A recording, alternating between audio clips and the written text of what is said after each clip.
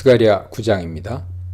1, 8절은 이웃나라 곧 온 민족에 대한 심판을 선포하며 9절 이후에서 본격적인 이스라엘의 회복에 대한 메시지를 전합니다. 이런 양상은 아모스서와 비슷하죠. 아모스서는 유다와 이스라엘 향해 심판 메시지를 전하기 전에 온 민족에 대한 심판 메시지를 전했습니다. 이웃나라에 대한 심판은 곧 이스라엘에게는 회복과 복의 메시지일 수도 있습니다. 그러나 아모스서에서는 온 민족에 대한 심판이 유다와 이스라엘의 경고가 되는 메시지였습니다. 유다와 이스라엘도 온 민족과 다를 바가 없는 죄를 지었고 또 그 죄악으로 말미암아 온 민족과 마찬가지로 심판 메시지를 받아야 했기 때문입니다. 또한 온 민족에 대한 심판은 공의 차원에서 죄악에 대한 심판입니다. 하나님은 자신의 거룩함이 이스라엘 백성을 통해 온 땅에 전달되고 그런 거룩함을 닮아 거룩한 모습이 열방에게서 드러나기를 바라십니다. 온 민족이 거룩함과 거리가 먼 삶을 산다는 것은 하나님의 뜻을 알리지 못한 이스라엘의 책임입니다. 이스라엘이 복의 근원이 되어 복을 전달해야 하며 제사장 나라가 되어 하나님과 연결시키는 역할을 해야 하지만 그러지 못했기 때문이죠. 그러므로 열방에 대한 심판을 단순히 이스라엘을 세워주기 위한 방편으로만 이해해서는 안 됩니다. 한편 심판 대상이 유다와 먼 이웃나라에서 점차 가까운 나라로 이동하는 패턴은 아모스서에서도 비슷하게 묘사되는데 유다도 예외 없이 심판 대상이 될 수 있다는 것을 의미합니다. 1절입니다. 12장 1절에서는 여호와의 경고의 말씀이라 라고 번역했지만 여기서는 마사 번역을 생략했습니다. 정확한 의미에 대해서는 의견이 분분합니다. 마사는 일부 본문에서 제목 역할을 담당하기도 합니다. 잠언 30장, 열왕기하 9장, 예레미야 23장, 말라기 1장에 있습니다. 여기서도 역시 새로운 단락을 시작하면서 아마도 제목의 역할을 하는 것으로 보입니다. 1절로 2절 상반절입니다. 하드락은 다메섹 북쪽에 위치한 시리아와 아람 지역 도시입니다. 다메섹은 시리아의 수도이기도 하고 페르시아 제국 시대에는 유다 지역을 다스리는 총독이 거주하던 도시죠. 하맛은 시리아의 주요 도시이며 본문에서는 다메섹의 접경지대에 하맛이 위치한 것으로 소개됩니다. 이방 도시임에도 불구하고 여호와가 임했다고 하는 것은 이 가운데 하나님의 주권이 미치고 있음을 보여줍니다. 사람들과 이스라엘 모든 지파의 눈이 여호와를 우러러 봄이니라 라는 표현에서 이유를 나타내는 접속사 키가 있습니다. 앞에 여호와의 말씀이 하드락 땅에 내리며 다메섹에 머물리니 라는 표현과는 다소 어울리지 않아 보입니다. 따라서 학자들은 70인역에 근거하여 사람들이 여호와를 보는 것이 아니라 여호와가 사람들을 보고 있는 것으로 이해해야 한다고 제안하기도 합니다. 문맥상으로는 여호와의 주권적 행사를 강조하는 것으로 볼 수 있습니다. 2절 하반절로 4절입니다. 두 도시 두로와 시도는 페니키아 지역에서 중요한 두 도시로 나란히 등장합니다. 에스겔에서도 두로의 지혜자들을 언급한 바 있는데 그들이 지혜로움이니라 라는 표현은 냉소적인 의미를 지닙니다. 3절에서처럼 두로는 요새를 건축하고 금과 은을 쌓으며 지혜롭게 굴었습니다. 그러나 결국 그들의 지혜로움은 소용이 없게 되었고 하나님의 심판을 받게 될 것입니다. 두로의 특징으로 자기를 위하여 요새를 건축하며 라고 했는데 이 표현은 당시 두로 상황과 잘 어울립니다. 아수르의 공격을 5년, 주전 622년에 끝났는데요. 5년과 13년, 주전 572년에 끝났습니다. 에스겔 29장 18절 보세요. 그동안 버텼습니다. 두로는 그만큼 요새로서 자연적 입지 조건이 좋았습니다. 그러나 이런 명성이 있더라도 여호와 앞에서는 아무런 소용이 없게 될 것입니다. 두로의 명성에는 요새뿐만 아니라 금과 은도 포함되었는데 여기서는 이것들이 티끌과 진흙 같다고 과장합니다. 그러나 이런 엄청난 부의 축적에도 불구하고 하나님 심판 앞에서는 그것도 아무런 소용이 없게 될 것입니다. 4절에 주께서 그를 정복하시며 라는 표현 앞에 불변화사 힌내가 있습니다. 이는 여호와께서 두로와 시돈을 정복하심을 강조하는 표현입니다. 또한 지혜롭다고 하는 두로와 시돈의 군사적 요새와 재물이 더 이상 쓸모가 없게 되었음을 강조하는 표현이기도 합니다. 두로를 심판하는 메시지는 흥미롭습니다. 그의 권세를 바다에 쳐 넣으시리니 라는 표현은 두로가 정복당하는 장면을 연상시킵니다. 본래 두로는 육지에도 성읍을 두고 섬에도 성읍을 두어 좀처럼 공략하기가 어려운 곳이었습니다. 그러나 알렉산더 대왕은 주전 332년에 육지를 먼저 점령한 후 거기에서 나온 건축 폐기물로 섬에 있는 성읍까지 연결해 두로를 멸망시켰습니다. 5절로 8절입니다. 앞에 나라들에 대한 심판 메시지와는 다르게 블레셋 도시 국가들이 당하는 고통의 내적 심경을 강조하고 있습니다. 아마도 여호와의 심판이 북쪽에서부터 유다의 가까운 나라로 임박하면서 그 심판에 대한 두려움이 커졌을 것입니다. 이 도시 국가들은 지중해 연안에 위치한 도시들입니다. 지리적 순서의 원근에 따라 언급되는 순서가 결정되었습니다. 6절의 잡족은 아스돗이 다른 민족에게 멸망당하거나 쫓겨난다는 것을 의미합니다. 교만은 사람이 자랑하거나 영광을 돌리는 것을 가리킵니다.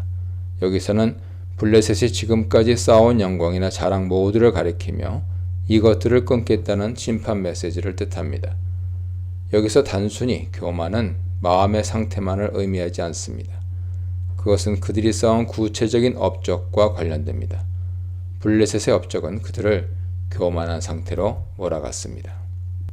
7절은 온 민족의 심판과 더불어 구원을 알리고 있습니다.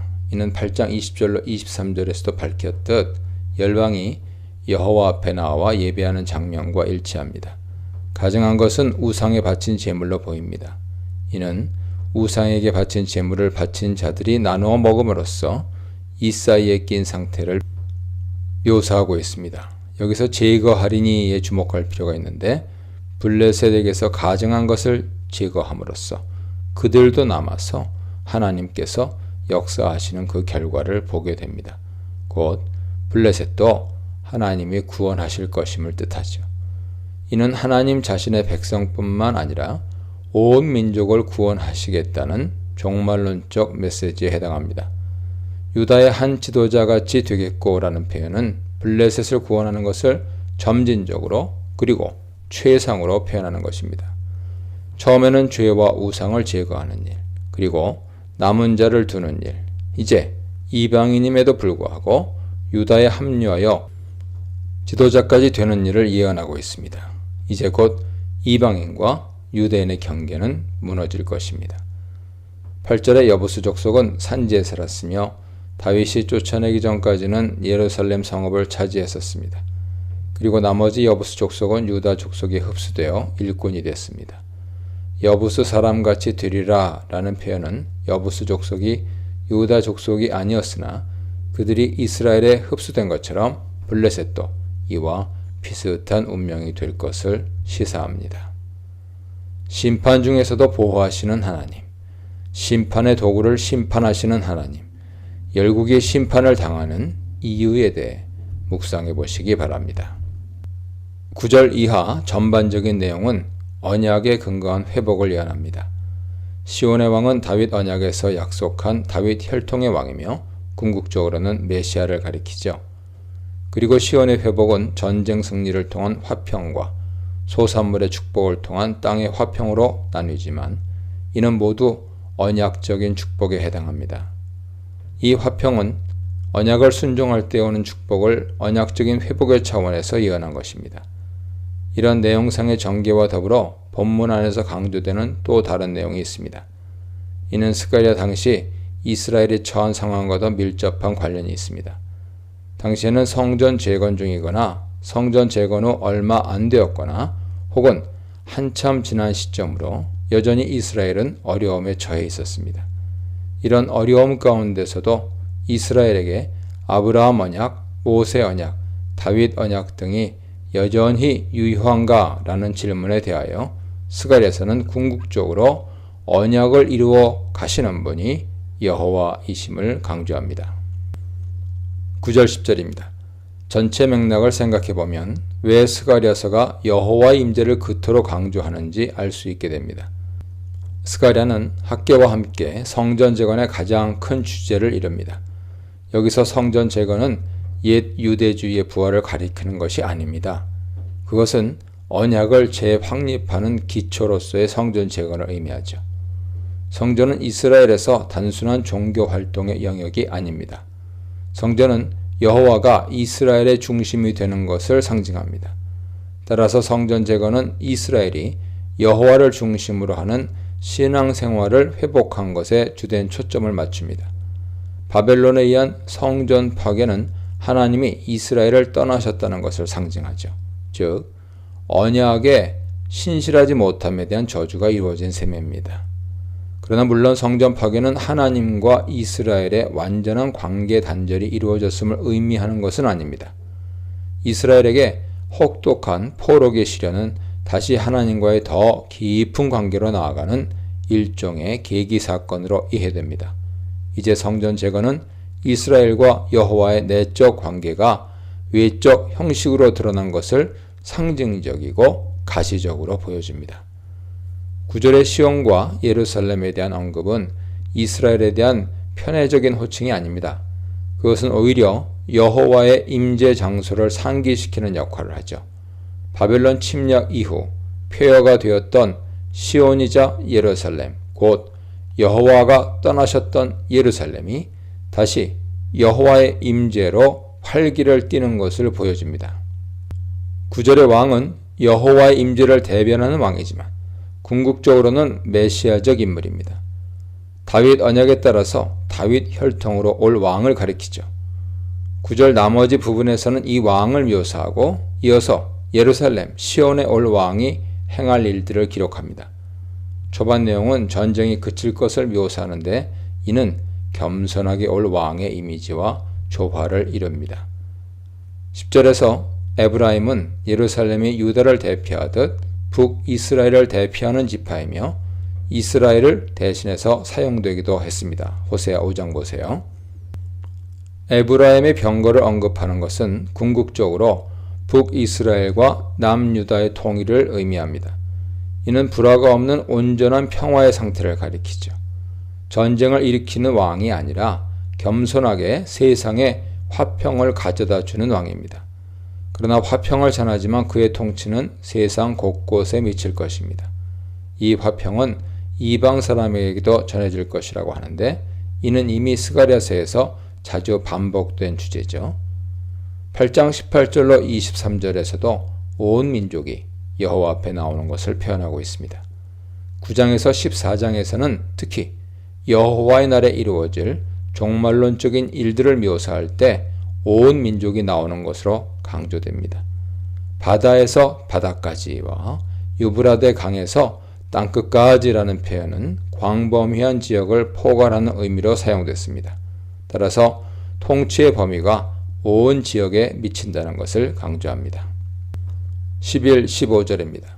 언약적인 축복에서 언약에 순종할 때 얻게 되는 전쟁의 승리는 빈번하게 등장하는 주제 중 하나입니다. 레위기 26장, 신명기 28장 보세요. 여기서 전쟁에서의 승리, 곧 하나님이 친히 싸워 이스라엘에게 화평을 가져다 준다는 것은 언약의 회복 관점에서 읽어야 합니다. 11절에 네 언약의 피로 말미암아 라는 표현은 시온의 왕을 통한 회복이 하나님과의 언약에 근거한 것임을 보여주죠. 11절에 물 없는 구덩이는 물이 있는 구덩이에 비해 위험한 상황에 처하지만 일말의 희망을 갖게 된다는 것을 의미합니다. 포로기를 거치고 성전 재건이 중단될 정도로 어려운 상황에 직면하였음에도 이스라엘에게는 아직도 신락 같은 희망이 있다는 것을 뜻합니다. 즉 하나님의 언약적인 저주는 최종적인 멸망을 의미하는 것이 아니라는 것이죠. 그것은 이스라엘이 하나님과의 언약 관계를 더욱 돈독하게 하려는데 최종적인 의의를 두고 있습니다. 구덩이가 이스라엘이 처한 어려운 상황을 비유하는 것처럼 12절의 요새는 여호와나 여호와가 마련하는 피난처를 가리키죠. 곧 여호와께로 돌아오라는 의미입니다. 13절에 유다를 당긴 활로 삼고 에브라임을 끼운 화살로 삼는다는 표현은 유다와 에브라임을 무기로 삼는다는 뜻입니다. 생생한 비유죠. 여기서는 유다와 에브라임이 스스로 전쟁을 치르는 것이 아니라 여호와가 이들을 무기로 삼는다는 데 그 강조점이 놓여 있습니다. 따라서 여호와는 현재 어려움에 처한 이스라엘을 그들의 힘으로가 아니라 여호와의 힘으로 회복하실 것이라 약속하십니다. 14, 15절은 여호와의 임재로 인해 전쟁에서 승리하고 그로부터 얻은 기쁨을 묘사합니다. 특히 주 여호와께서 나팔을 불게 하시며 라는 표현은 철저하게 여호와의 주권 아래 하나님의 역사가 이루어질 것을 의미합니다. 회오리 바람은 여호와의 개입으로 파멸이 일어난다는 것을 비유적으로 나타냅니다. 물맷돌은 무기므로 무기를 밟는다는 것은 적의 무기를 무력화해 철저하게 정복할 것을 가리킵니다. 15절에 동이와도 같고 제단 모퉁이와도 같을 것이라 라는 표현은 제사장이 바칠 희생 제물로 인해 피가 가득할 것을 묘사합니다. 이 역시 전쟁의 승리로 인한 결과를 묘사한다고 할 수 있습니다. 동이, 미즈라크는 일반적인 용기를 뜻하기도 하지만 보통은 희생 제의에 사용되는 용기를 가리킵니다. 또한 여기서는 제단 모퉁이와 병행구로 사용되므로 더더욱 희생 제의에 사용되는 동이임을 알 수 있죠.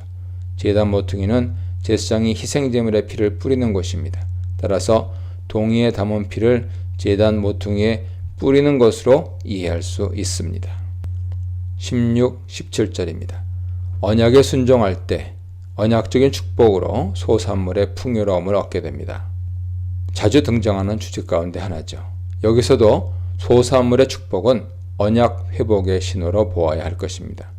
16절에 그날에 하는 것은 특히 스가랴에 자주 나오는 표현으로 여호와께서 궁극적으로 임재하실 여호와의 날을 가리킵니다. 특히 12, 14장에서는 더욱 빈번하게 이 표현이 나오며 미래적 관점에서 여호와의 날을 강조하면서 이스라엘에게 하나님께로 돌아오라고 권고합니다. 17절의 곡식과 새 포도주는 땅의 대표적인 소산물을 가리킵니다. 여기서도 소산물의 풍요로움이 사람들에게까지 미치는 것을 표현합니다. 평화를 가져올 겸손한 왕, 자기 백성을 보호하시는 전사, 자기 백성을 존귀하게 아름답게 만드실 목자에 대해 묵상해 보시기 바랍니다.